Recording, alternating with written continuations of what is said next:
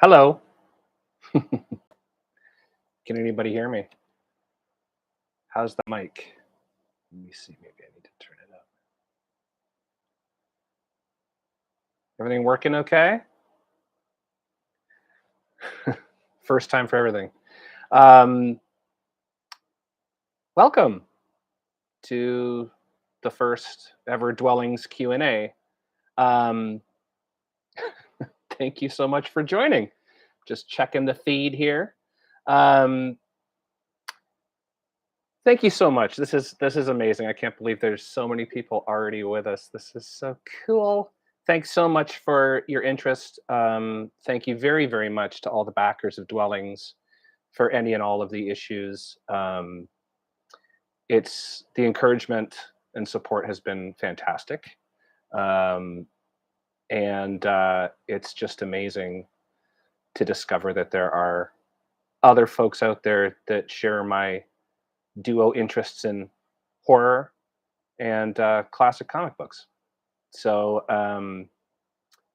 I'm going to guess that most people that have jumped in, and I recognize some of the names here, are readers. And as Michelle Rana at Black Eye uh, has put out there a free download of the first issue prior to this, I'm hoping that everyone has read at least one issue.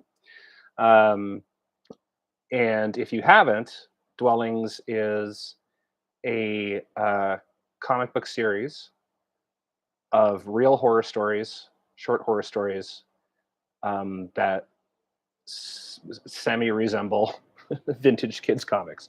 It's a strange mashup, I think, but I love both those things, and I think it's working okay. Um, so Dwellings, as a comic book, works on three levels, three stories, three floors of a dwelling, if you will. Um, the first is that they are standalone horror stories, traditional horror stories, um, self-contained, one-off stories.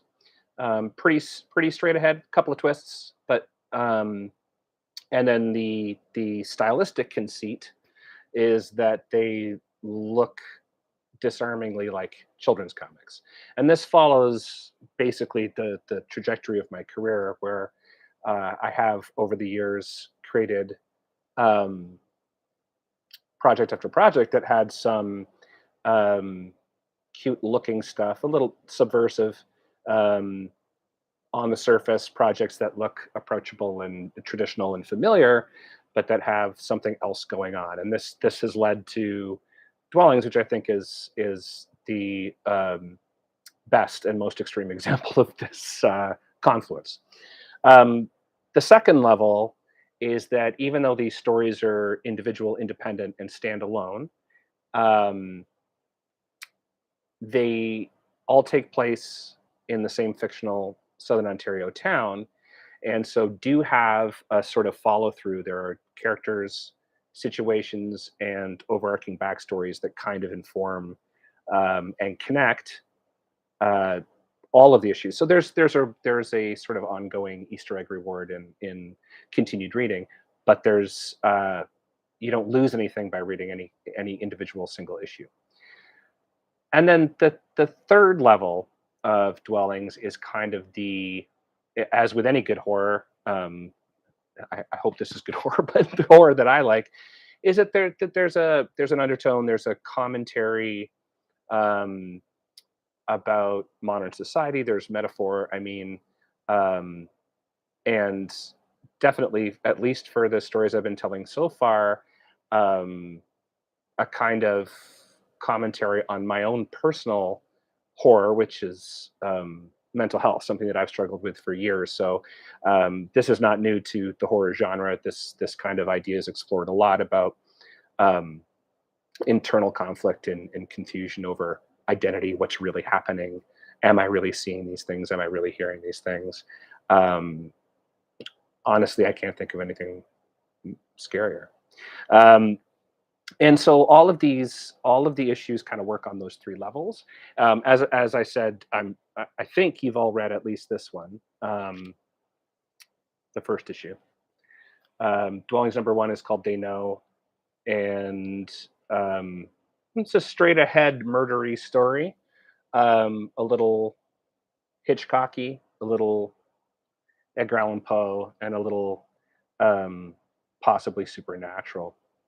And so on that first level, it does work pretty straight ahead. I think of the three that are out so far, it's probably the most traditionally told story. Correct me if I'm wrong, and chime in at any time, everybody. Um, but on a secondary level, there is backstory. So the even though this is the intro, this was my first story to take place in Elwich, the imaginary Southern Ontario town, which, by the way, is kind of just inspired by places I've lived and grown up in and visited over my years in Southern Ontario. There's a lot of beauty, a lot of specific architecture, um, slow growth, urban sprawl in a lot of Southern Ontario. So um, stuff that changed slowly, traditions, buildings um, that that that didn't get torn down because of slow growth, and and so there's backstory in there too. So there's stuff that will be recurring. There are characters that will return. Um, the crows, as sort of a Greek chorus, will return as commentators on other stories. Um, but the sort of that third level, that sort of um, the metadata in the story is, I was thinking a lot. It's actually inspired by an actual murder that happened in Guelph a few years ago.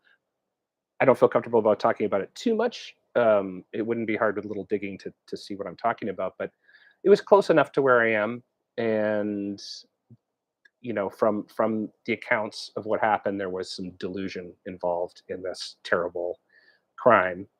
Um, and but I was thinking a lot about at the time, sort of societal pressure and um, identity comes up a lot in dwellings. These stories about who are we really, and the crows serve, and I feel like we're getting a lot of information, sometimes misinformation, in my opinion, a lot of misinformation, but a lot of information coming at us all the time, telling us who we should be or who we ought to be. And so the crows serve a secondary function as kind of tweets, like literally a chatter of outside information that our poor protagonist believes is telling him what he really should do, and he becomes convinced to do awful things. So it's a little bit of a societal commentary as well.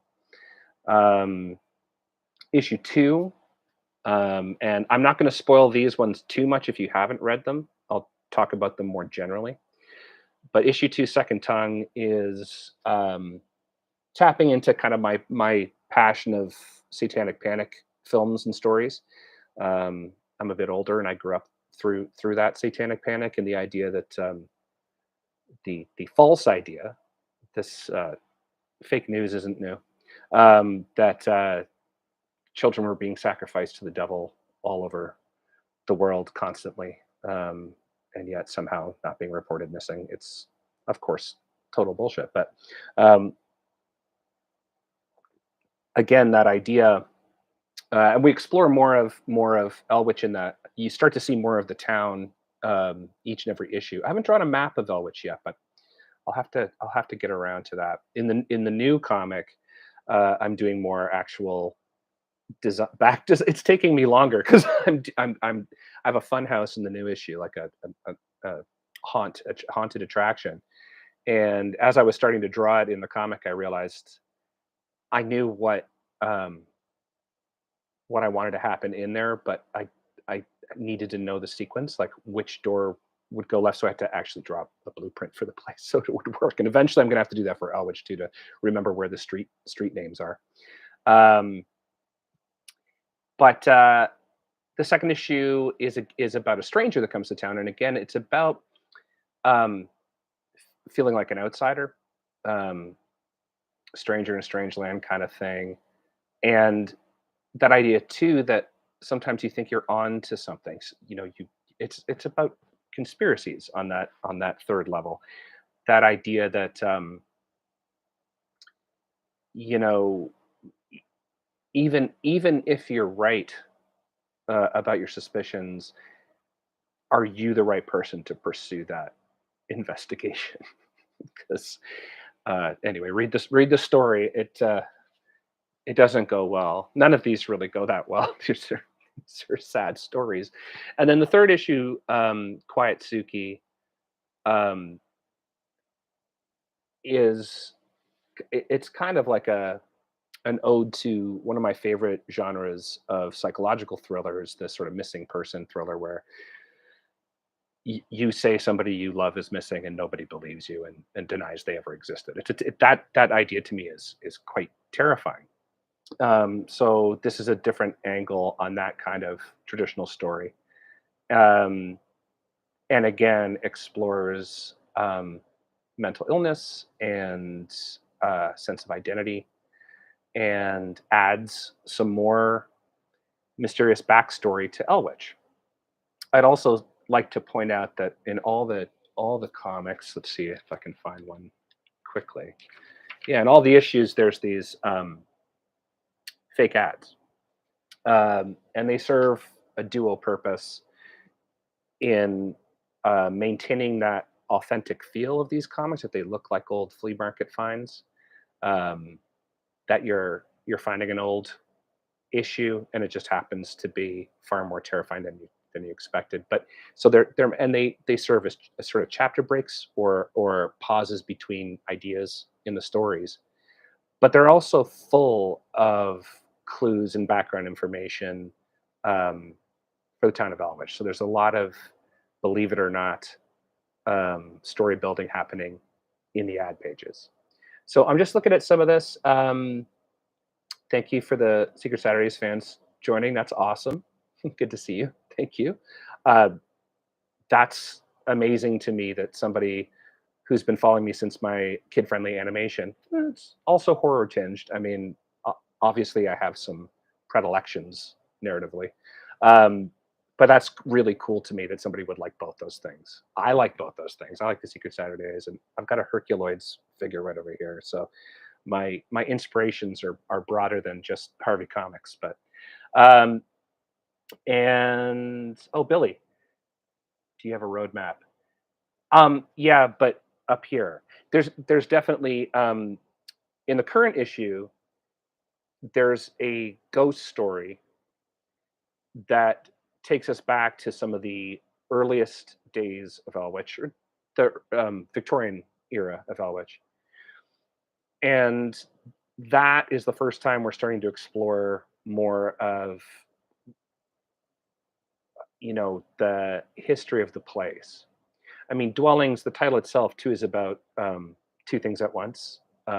So dwelling on a subject or dwelling over something that's bothering you. So the psychological and mental health aspect of that, and then of course, a place that you live. And so I hope to keep doing that. But I also don't want to fall into, this has been done before. I don't. You know, I don't want Elwich to be a particularly special. It's not a hellhole. It's not like a Buffy thing. Um, that's been done and it's easy. I honestly feel like every small Ontario town has secrets, has weirdness, has dark history, uh, and every place I've lived around here, you get talking to people, telling ghost stories at the end of the night, and um, or every Halloween, the local paper, if you still have a local paper, we don't really. But they would put out Halloween stories about old tragedies and old stories that happened in town, and you'd be like, "Holy cow!" Here in Guelph, they're digging up a parking lot to build a new library, and the parking lot's behind two old churches, and it used to be the churchyard where people were buried. 100 years ago, they moved the bodies. They built a new cemetery at the edge of town, and they moved all the bodies with headstones. It's a very poltergeist story, but it's true. Um, there were plenty of people buried in the churchyard for various reasons that did not have a headstone. And so every time in the last 100 years they've done road work on Baker Street here in Guelph, they found bones every time. Now they're actually digging it up and building a building. They got stuck immediately digging and spent a year having to sift through it, and they found over 200 skeletons. This is the stuff I'm saying. These are the skeletons in the closet of every small town. 200 graves under a parking lot right downtown. Um, so I'm gonna check a couple. Uh, oh, the Jack Kirby thing. I've heard that before too. Um, I'm a huge Jack Kirby fan, but no, it's not. It's not. It's not Jack Kirby. I love Jack Kirby, but I was actually going a little more for Polly from Sopranos, Walnuts. Um, but yeah, Jack has that classic look too. No, I was going for kind of like classic, uh, mid-tier mafioso. No offense. Um, and then yeah, the ad 70s era, absolutely. So um, for the record, I'll out my age here. I was born in '71, so I started reading comics at an early age. An early adapter. So about 1976 or so. So those would be the first comics I was reading, and the first comics I was buying off the rack. And Archie was really big still. Harvey Comics were everywhere. Marvel and DC, Charlton, all that stuff was available. And horror was big in the mid '70s too. So, Marvel was doing Tomb of Dracula at that point, and Ghost Rider, Son of Satan, all the scary stuff was out. And you had the Warren horror magazines like Vampirella and Creepy. But more importantly, as a direct inspiration for Dwellings, is that because I was into comics and my parents and grandparents knew I was into comics, flea markets were a big thing, garage sales, yard sales were a big thing. And so from the age of 6 or so, mid '70s, we were going to all these yard sales and grabbing all these comics, 5 for a quarter or whatever. And so I was already into back issues by the time I was 8 or so too. So absolutely, um, mid '60s to mid '70s is kind of the vibe, I think, of Dwellings. There's a lot of inspirations coming in, but that's definitely the era. So if it feels '70s, that's good. Um, do, do, do. Oh, that's cool. Hi, Zachary. Um, another Secret Saturdays fan. Oh, yeah, that's cool. Higher dwellings because that's awesome. Everybody's been great. So I don't want to talk too much about the new issue. It's up here on the wall. I do this weird thing. It's kind of like I don't know, mounting a trophy or something when you go hunting. I don't know what the metaphor is, but I like to print out the pages and put them up. It's also how I edit, um, because the last stage of me producing the work is scanning it and coloring it, and it's digital. And there is, of course, a huge difference um, reading something on the screen to reading it in print. So I like to print them out. I always catch stuff. If you could see closer, I'm not gonna spoil anything. But there's notes on those too. I catch little details that I missed on screen. Um, and I only print them out in spreads. So there are actually 2 more pages almost done. But so we're about a third of the way through, and the whole thing's written. But I'm pretty excited about it. It's a bit of a departure. One thing that I haven't done yet with Dwellings, and I am doing in this issue, is in a lot of the early Harvey comics, so Casper, Wendy, Richie Rich, Little Dot, there were several short stories. So sometimes there were longer ones, sometimes they were full length. Especially Richie Rich kind of had some. Um, so this one I thought I'd experiment with doing. It's one story, but it has sort of these breaks, the sort of traditional Harvey Comics breaks in it. So When you read it, let me know what you think. Um, and oh, will I be airing this again? You can do that, right? I mean, this is my first time ever doing a live Q&A, so please be gentle. I have no idea what I'm doing, but I think you can save it afterwards. Um, yeah, if you think it's going well, if you think this is worth saving, I'll save it. Sure, at least for a while. Um, let's see. Yeah, thanks for keeping the questions coming now. I think I've done my preamble, so let's keep the questions coming if you have some. So, Hitchcock in issue one, specific writer directors or combination you have in mind per story. Um, yeah, sort of. Um, and also, and yeah, more. I think it's more general. So as I said for say issue two for Second Tongue, I was thinking more about Satanic Panic era horror films. Again, 70s horror, um, the kind of Rosemary's Baby, The Omen, Exorcist era tone and kind of pacing, um, but not necessarily specific directors. Uh, the ideas for the stories, and I have a bunch, by the way. If you guys actually stay enthusiastic about this as much as I am, there's a lot more. So I'm writing ideas all the time.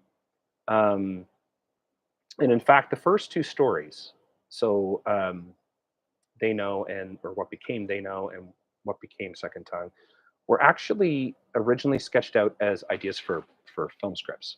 So I have hung out with and worked with in the art department some B movie horror directors in Southern Ontario over the years, and had been asked by them, do you have any ideas? And so I had written these out in short form, sort of the rough beats of these stories. Um, and and then I had notes for other ideas. Um, all the first six issues of Dwellings were actually ideas I had for horror stories before I had the idea of drawing them cute. Uh, and I think it's working. I enjoy the mashup. I don't think we would be adding anything to these stories if they were more realistically drawn. I think the disarming quality of the cuteness works to the advantage of the stories. I hope you agree. Let me know. Um, and so yeah, no specific directors in mind. Just it's the kind of horror that I like, and I think that's consistent. Kind of a psychological horror. I really like that thing. I mean, I think everybody likes that thing of you have a supernatural story or ghost story, and it's hard to tell. When you get to the end of the story, it can still be read both ways. Did this really happen? Is it straight ahead, uh, or is it possible that it's um, a terrifying imagination, which, as I've mentioned, scares the hell out of me. That idea that your mind might be playing tricks on you. I think of the Babadook as a good example of that. A more modern example of you can really read that one way or another way, and both versions are terrifying. But it can be either. Um, oh, that's a good question. Once I've done a specific type of story in Dwellings, will that be it for that subject? Um, Not necessarily. I am trying not to repeat myself narratively. It's more fun for me, and you know, it's but it's totally possible there'll be more than one demonic story or more than one ghost story, for example. But at this point, I still have lots of different kinds of stories to tell, and I'd like uh, I'd like to explore that first. But absolutely, and also storytelling styles. Like I want to play around a little bit. It's I don't I like the familiar, and there are directors and authors and cartoonists that I love. that I want to see more of the same from, and I get that. And I think Dwellings so far and continuing will be more of the same. Like it's going to have the same dynamic, the same tone. Um, but I really do want to challenge myself to tell as many different kinds of scary stories as possible. Try not to repeat myself. Um, come at Elwich from different angles. Uh, postcards. So postcards are challenging.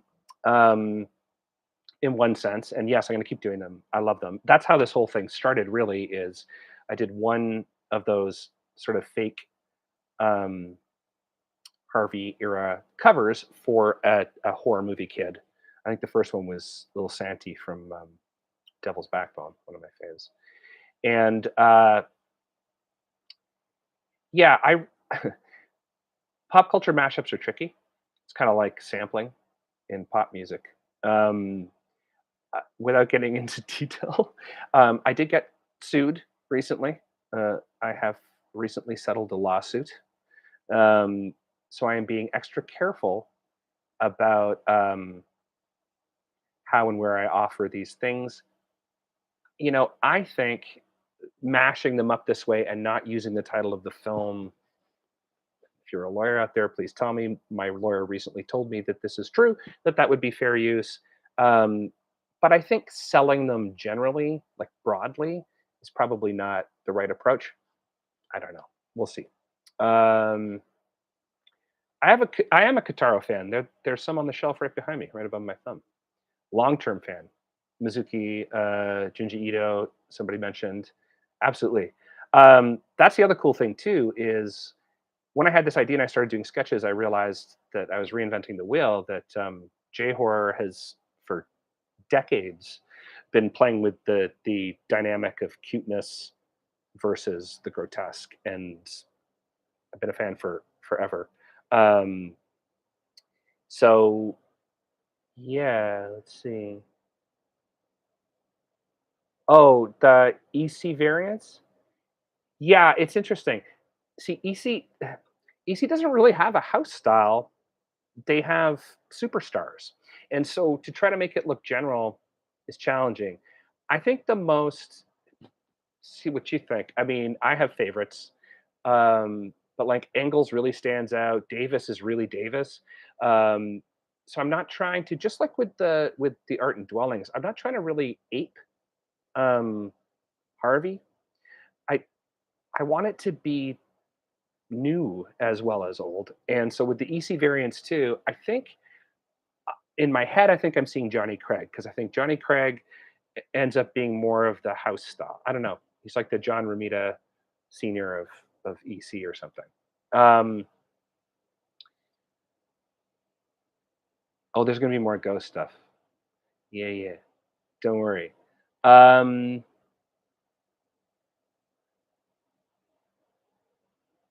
oh, that's cool. They would make really cool trading cards. We'll we'll check it out. Oh, nice. Atomic Seed Tales fan. Hey, Michelle. I guess we've been talking about maybe doing an ultimate collection of Atomic Seed Tales too. Let us know if that's a good idea.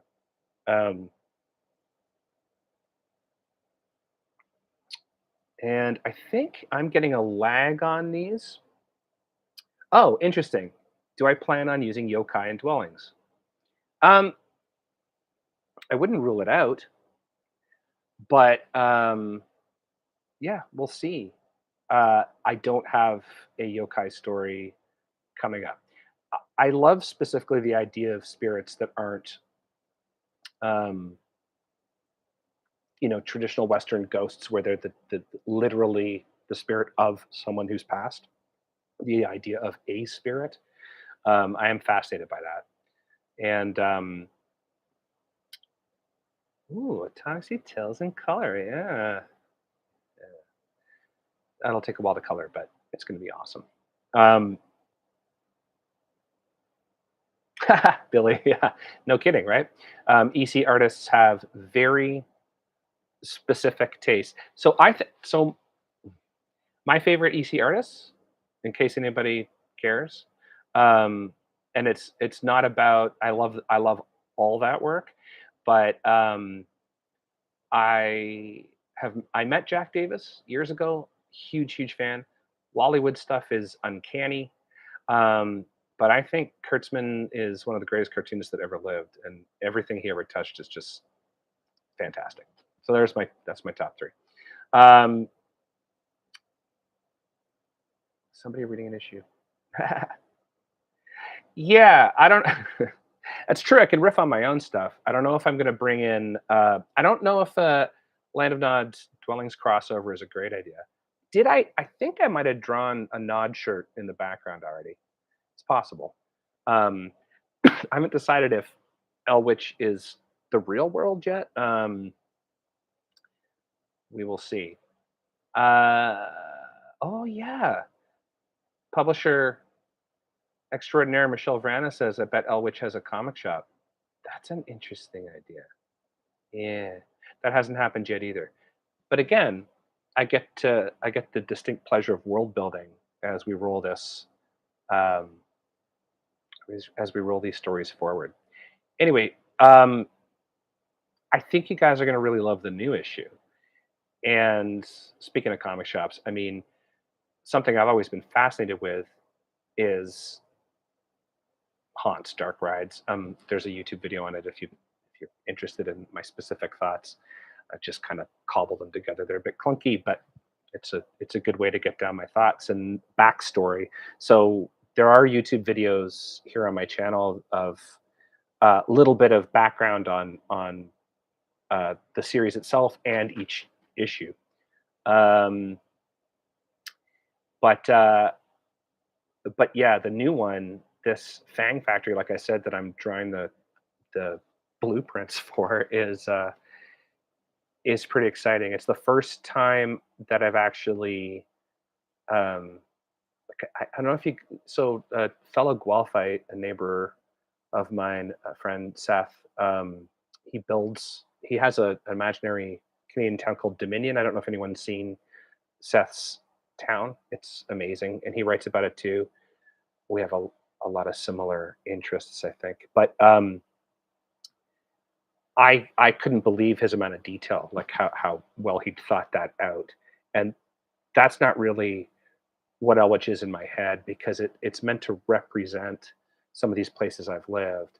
Um, like I've been here in Guelph for quite a long time. Downtown Guelph is kind of like a small town, and we're often in our neighboring towns of Elora and Fergus, beautiful towns. And in between here and there, in a very short drive, is where they filmed it. Well, part of it. The gorge that they swim in, or the quarry they swim in, is near there, and the bridge. Um, and so it has that feel. It has that feel of Stephen King's Derry in this area. And short stint in downtown Kitchener. I was a teenager in downtown Brampton, which back in the 80s still had, again, a slow growth, small town vibe downtown. It's not that anymore. It definitely grew up fast after I left. Um, and so I don't want Elwich to be specific or too specific.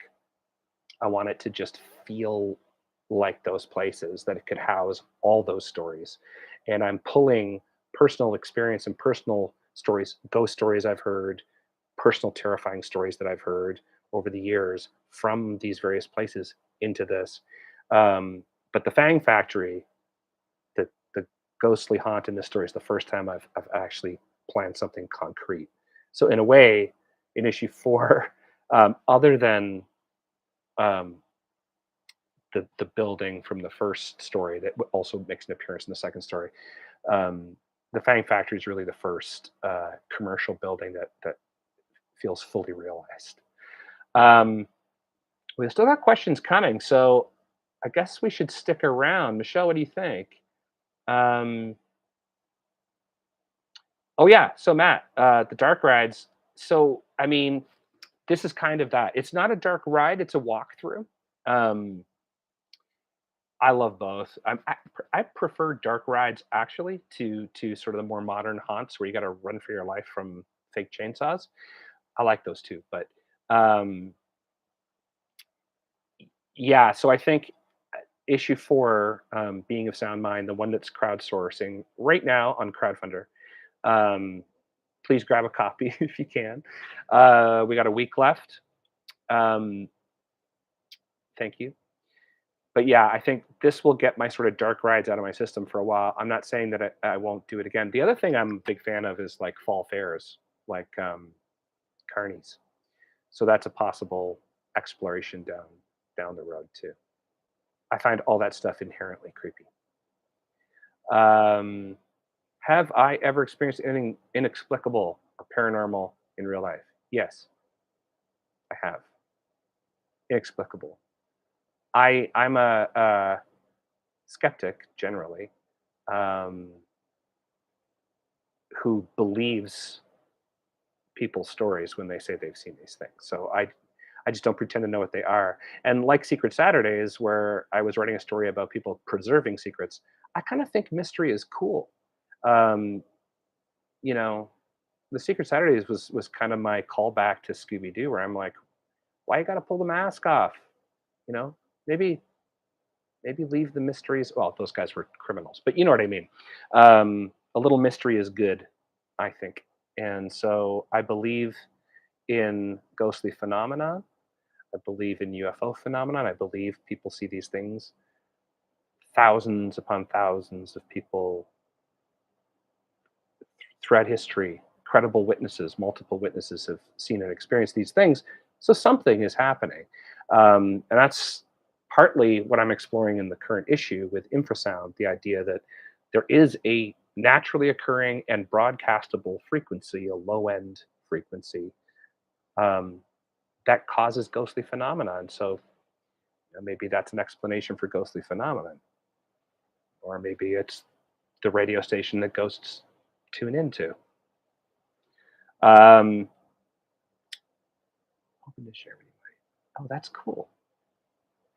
Yeah, there's still questions coming in. Oh, yeah, Matt. So you're talking about dark rides still. Have you ever been on Disney's Haunted Mansion?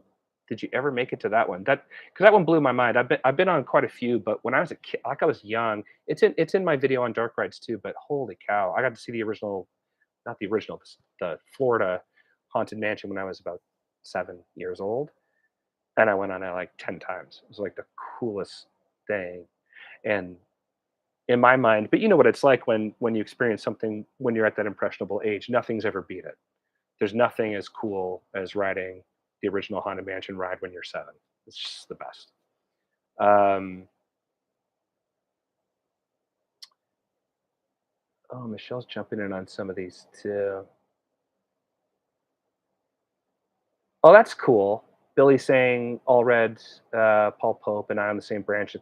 Oh, for sure. And I mean, we came up together. Um, I mean, Doc was a little ahead of us, um, a little bit in age, although he looks younger than me. But yeah, Paul and I were, you know, very close back in the day and still stay in touch. Yeah, and it's a weird. I don't know how to describe that thing. And actually, you know what? I would put Mignola in that too, even though he's become his own industry. But Mike back in the day too was interested in that gap that at that time in the '90s, mid '90s, early '90s, mid '90s was missing. In that, we'd seen things like Rocketeer and Mr. Monster, Love and Rockets. All four of us are fans of that stuff. And then, we're coming from the underground and wondering why we can't incorporate mainstream stuff because back then there was no middle ground. There's no middle ground. It was um, extreme politics and comics. You were either indie or you were mainstream. And so Mignola was coming from the other side of the bridge. But I remember having a chat with him back in the day, talking about building that bridge and what things could live in that area in between. And so maybe that's what bonds us. I'd probably put Jeff Smith in there too. I mean, this is just based on people that we were hanging around with. Um, Dave Lapham's a good friend from back then too. Um, yeah, yeah. I guess that's my graduating class of fellow cartoonists. Um, I mean, I certainly know a lot of um, indie cartoonists from the era too. I never felt like I really super fit in because I was too poppy. Uh, and I know mainstream cartoonists from back then too, and I didn't really fit in there either. So there now, all these years later, there is such a thriving, healthy, wonderful, supportive market for all kinds of comics. And so the kinds of comics that I think All Red Pope and I were doing back then are more than welcome, and it's less of a struggle to get them to appreciative readers. Uh, right on. Yeah. Well, here's the thing. Okay, so somebody's asking. Alfred's asking how creepy the Elwich comic shop would be. Uh, Yeah, I don't know. I mean, Elwich is a creepy place, but again, I'd like to point out that I'm not trying to say that it's unusually creepy. I'm actually trying to say that I feel like if you spend a couple of days anywhere in Southern Ontario, Southampton, I'm a big Lake Huron Shore fan, Godrich, um, Paisley, Ontario, uh, London's a weird place. If you Stratford and Shakespeare, if you're spending time in these small places for more than a few days, you can feel it. There's there's stories, you know.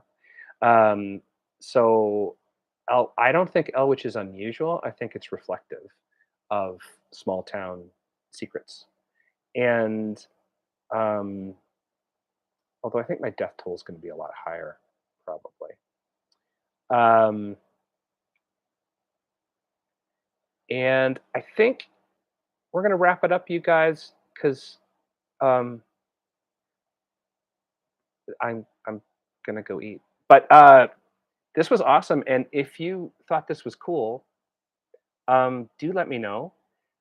You can always write Michelle and I through blackeye.ca. Um, the current campaign is go.blackeye /dwellings. No, Michelle, I'm doing it wrong. Go.blackeye.ca /dwellings. That's the one. If you haven't booked your copy of the fourth volume, please tell your friends. But you can contact me through them. My Instagram is kind of my primary social media, so I check it the most often. So if you want to ask me a question anytime, that's the place to try it. Or here on my YouTube channel. So I will try to save this. I'm sure it can't possibly be challenging. But I thought that went pretty well. Uh, let me. Oh, una momenta. Thank you. You got it. Um, and thanks very much for joining me.